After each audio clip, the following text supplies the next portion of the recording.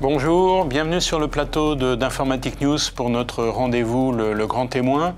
Et aujourd'hui, nous avons le plaisir de recevoir Mike Capone, qui est CEO de Qlik. Mike Capone, welcome. Good morning, because I think you're based in Pennsylvania. So it's still the morning over there. And of course, also Pennsylvania, they at the center of a lot of activities. Recently, you have the visit of 3 presidents. So it's a big day tomorrow for you. But by the way, before starting talking about Qlik, is this all this political activity has any effect on your business? Well, first, you're right, Guy. It's an interesting time in the United States right now. It is indeed a big day. Tomorrow in Pennsylvania, for sure, is at the center of this. But no, realistically, our business continues. Data and analytics is incredibly important for all companies, regardless of which political party is in power. So we don't expect any change to our business, regardless of the outcome tomorrow. And do you have political people using your solutions and software? We do. With the United States government is a large customer of Qlik, and in fact, some of the ministries in France are also large customers. So we do have both government ministries as well as political parties using predictive models to figure out how the election is going to turn out. Okay, so let's present quickly for our listener who don't know you yet. Qlik was founded about 30 years ago in 1993. It was in Sweden, and then moved to the US. It's specialized in integration, data analytics, and visualization. It's been public from a few years, from 2010 to 2016, then was bought by Thoma Bravo, and then at the beginning of this year, you announced that you will do an IPO. We'll talk about that later. Is that defining a little bit what you are, and what, if you had to present your company to French CIOs who don't know you, what would you say? Thank you, Guy. Yes, that was a terrific history of Qlik. You did really well, and you described our company quite well. I think, and I do know a lot of French CIOs, but the basis of our company is this: we help organizations not only with analytics, visual analytics, which is what Qlik is known for historically, but actually harnessing all of the data across their entire enterprise, wherever it is, in their ERP systems, in their mainframe systems, basically anywhere. And then harnessing that data, leveraging it, streaming it real time into modern cloud data lake platforms, and then analyzing it using modern capabilities like artificial intelligence, like natural language processing, and then taking action on that data. So the ability to actually, once you get an insight, do something with it, change pricing, make a decision. That is the value proposition of Qlik. Okay, that's good enough. You mentioned two ideas, real-time and artificial intelligence. We're going to talk about that. You just announced Qlik Data Integration very recently. And this basically is it's combining services which be able to integrate to the platform, AWS, Cloud, Google Cloud, and Microsoft Azure, and others like Snowflake and Databricks. But could you explain a little bit more what it is, and how does this solution integrate in the Qlik Cloud solution in general? Sure, Guy. So you're correct. There is a big movement right now, and it's happening in France, it's happening all over the world. Every company is trying to figure out how to take advantage of modern cloud data lake platforms. So you mentioned Snowflake or AWS.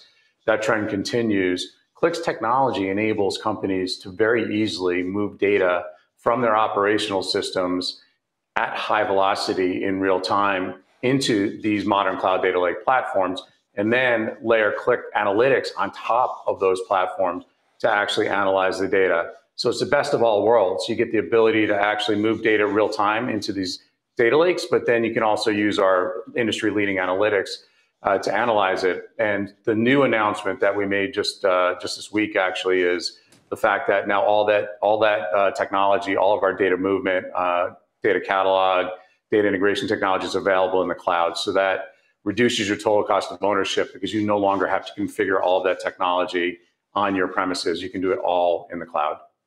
So So which means that now everything you're proposing are on the cloud platform?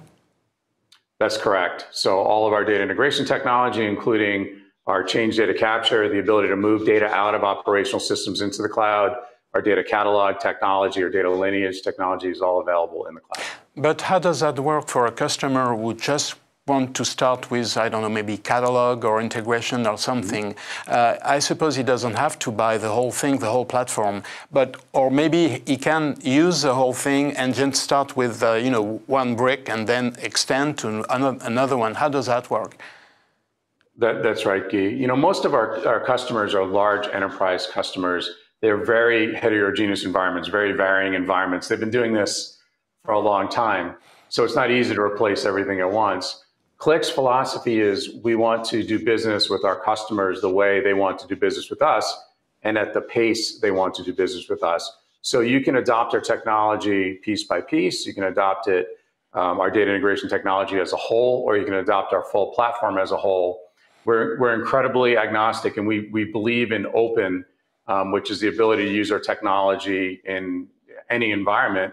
Our data integration technology even works with competitive analytics technologies, because again, we recognize that businesses often have a mixed environment, and that makes us very different. I'm sure, Guy, as you've seen, there's been a lot of consolidation in the analytics industry, a lot of M&A. We like the fact that we're an independent provider of data and analytics technology. We don't make money based on holding our customers' data. We make money on providing the right outcome for our customers. Mm-hmm. Yeah, we're going to talk about that too. But when you are making business with, or you are integrating your solution with AWS or Google, they are partner with you, but they are also competitors because they have an offering, you know, close to what you're offering too. So how do you manage that, being a partner and a competitor with the same company?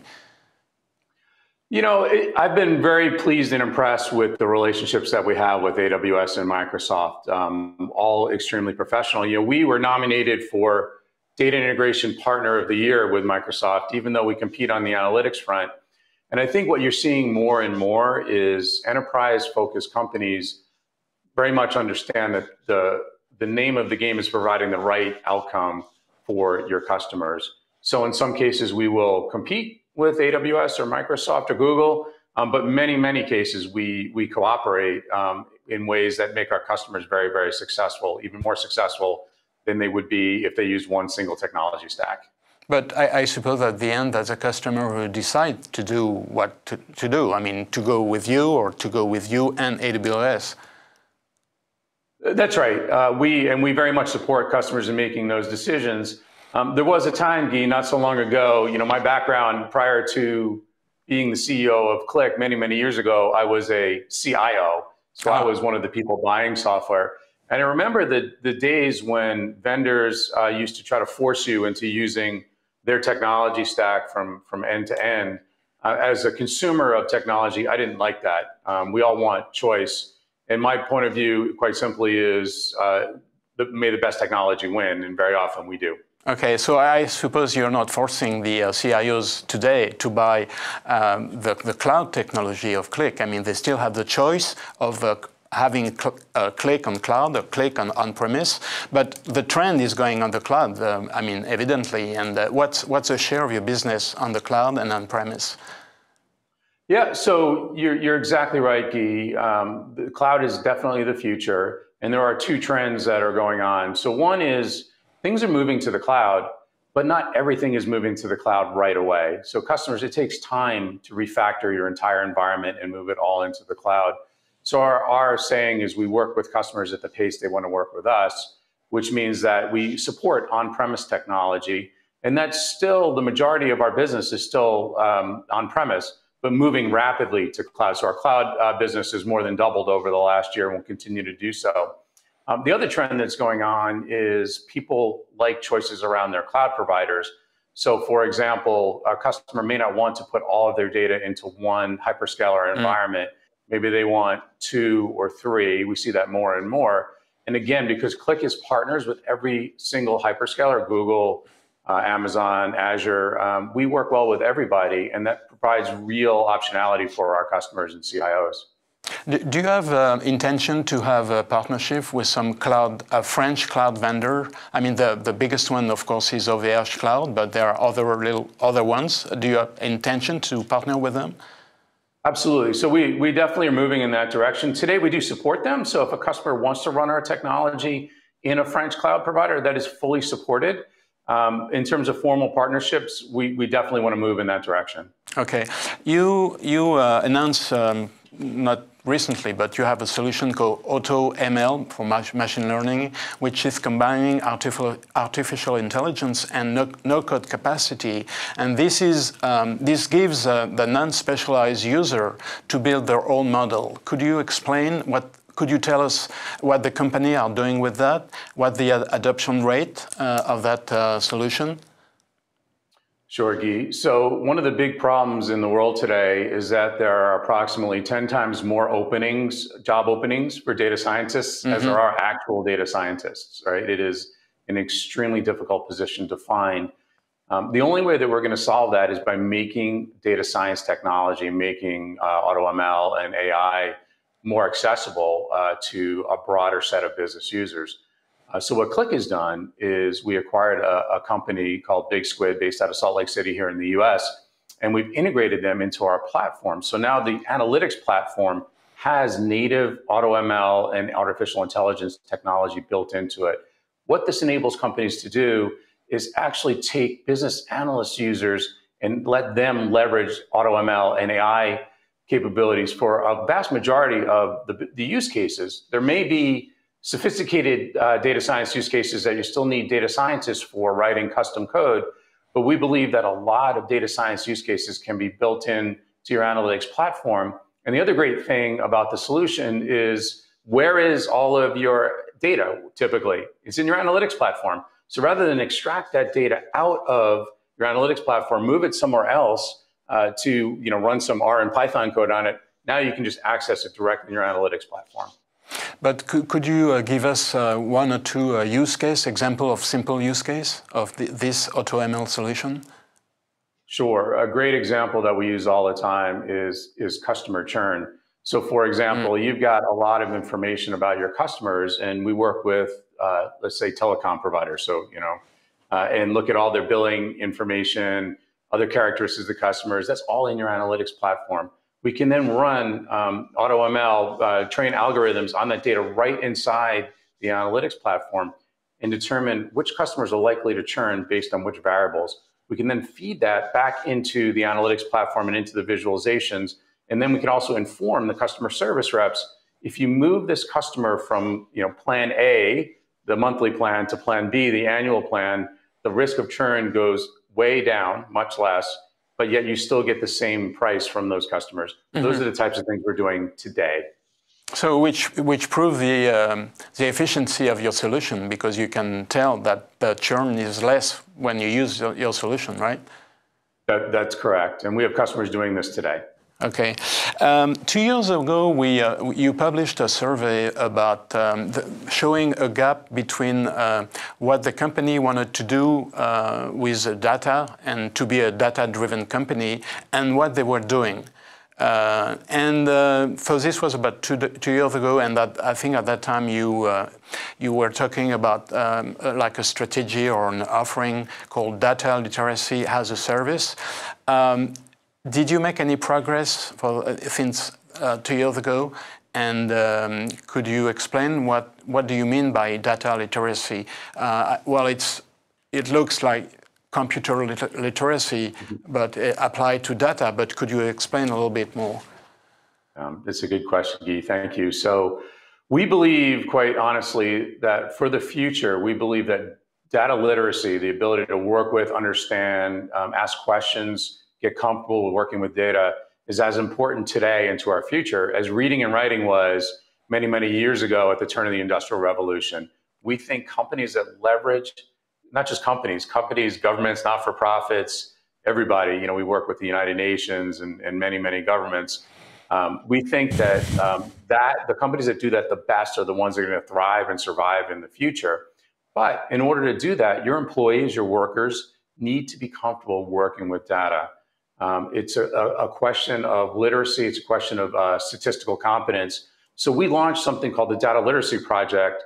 And the goal there was to help companies, not just Qlik customers. We offer this to everybody because we think it's that important to society. We help customers up-level their workers to be more comfortable working with data. And we've taken a lot of huge steps, and it's actually been quite successful. We have great uptake on it right now. But when we just talk about artificial intelligence, which means that all you are proposing will be able to be used by more and more people, and they won't, don't care what's inside the trunk. It's like when you drive a car, you don't even know how it works. It could be an electronic car, or electric car, a gas car. So don't you think this could apply to data analytics? In a way, Guy, yes, but not that extreme, right? So a few years back, there was a lot of hype around AutoML, AI. It was going to cure cancer. It was going to be smarter than doctors. It was, going to change the world. And guess what? It wasn't all true, right? And in fact, it gave machine learning and AI a bad name. We lost trust with people. And the reality is, there's always going to be a human factor in AI and the application of AI. So even inside of our platform, we have a cognitive engine, we call it, that does predictive analytics and serves up analytics and insights to our end users. But what we do is we white label that, we white box that rather. So what we do is we actually explain how the AI engine actually came up with a recommendation, so that end users can see it, and then they can get themselves comfortable with that outcome. Because sort of black box AI is really not acceptable. We're never going to earn the trust of our end users if we just say, here's the answer, don't worry about how we got there, just trust us. I think that's been tried and failed. So you're proposing AI, but at the same time you are explaining the principle in the black box of AI. That's right.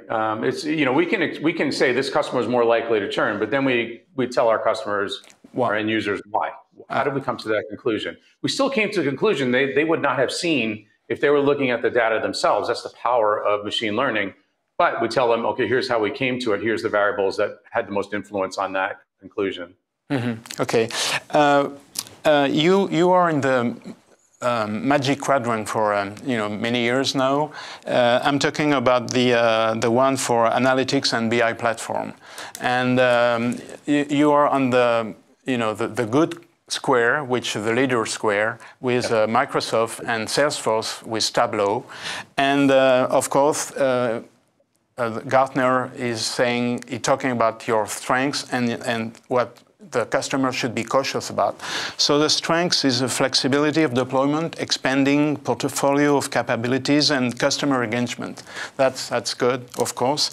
And then, but the caution are product licensing complexity, plateaued market momentum, which means that they are saying that there is a lower momentum for Qlik than other companies, and product cohesiveness following that you mentioned one acquisition, but you made others, and I suppose that means that you need some time to integrate those acquisitions and the technology that are coming with them. Could you explain the little three thing about cautions? Sure, happy to address those. First and foremost, we've done 9 acquisitions actually since I've been at Qlik, so almost going on 5 years now. So yes, it does take time to integrate those acquisitions. However, we believe, and our customers see this now, that we have solved those problems. So those acquisitions will be fully integrated. We can demonstrate cohesive, integrated technology within our analytics platform. So a little of that might be a little bit of old tapes. One of the challenges with the Gartner survey is that we are private, right? So unlike Microsoft, unlike Salesforce, we don't have the platform that they do to talk about momentum in the market. Even though we're doing really, really well, we continue to grow as a company. We continue to be very profitable as a company. So I think just getting more information out and actually educating Gartner more on where we are as a company will help solve those problems. But I think if they actually looked at the data the right way, we'd look a lot stronger in the Magic Quadrant. What about the licensing complexity? How do you explain that? Again, I think that's older. That goes back historically when we were a premise-based software provider. When I joined Qlik 5 years ago, we licensed our software on-premise. We had 2 different products in the market. We've since solved most of those problems. And I think if you surveyed our customers today, they would say that, particularly with our cloud offering, that's gotten much simpler. So I suppose going to the cloud has simplified a lot of the licensing problem. That's correct. That's correct, Guy. Okay. Last question. At the beginning of this year, you announced that you were doing an IPO pretty soon, and so far you haven't done anything. Are you still in the pipe? Are you going to do an IPO pretty soon? And also, because you are inside Thoma Bravo, it's a safe. Maybe nobody can buy you, but if you are a public company, then I don't know what the valuation of the company will be, but you could be a target. Like Salesforce had a lot of money. They bought Tableau. Google had a lot of money. They bought Looker. And going public, how do you prevent to be acquired by another company if this is your objective?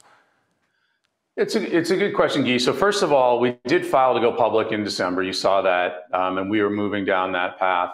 And then the public markets changed, as we've all witnessed. And in fact, there's been very little IPO activity in 2022.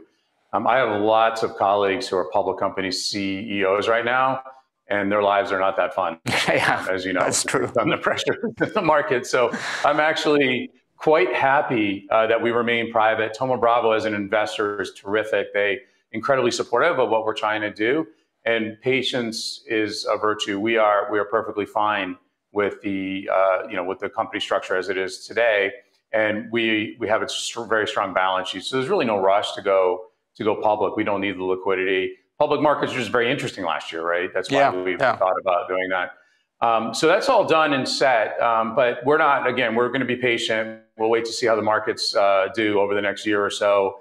And in the meantime, we'll just continue our journey on, helping our customers drive analytics into the cloud. So it's fair to say that you're on hold until we'll see better times, right? That's correct. And, going public is only one possible outcome for Qlik. There's lots of interesting things we can do. We're very acquisitive ourselves as a company. So, over time, we'll look to do more M&A ourselves and continue to build Qlik into something bigger and better. But on the other side, if I'm talking for Thoma Bravo, they are the investor and they want to make money about what they've done as an acquisition.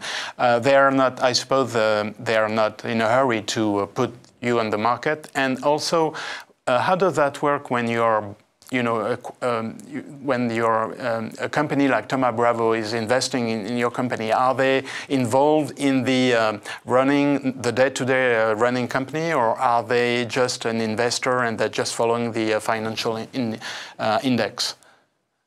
The best way I could describe that, Guy, is that they're a partner. So we run the business, the operating team, myself and my team run the business. Thoma Bravo advises us, and they work with us on the investment strategy and the financials. They are a very savvy investor with a very long and successful track record, and they're quite happy to be patient and make sure we get the right outcome for Qlik over the long haul. The reason they've been so successful is because they make sure they think about their investments wisely and don't rush anything. So you still have time. Okay, well, I think we've covered pretty much, and maybe we'll see each other when you will do that IPO, and if we'll see better times. Anyway, thank you very much, Mike Capone. Thank you, Guy. It's been a great pleasure. Thank you.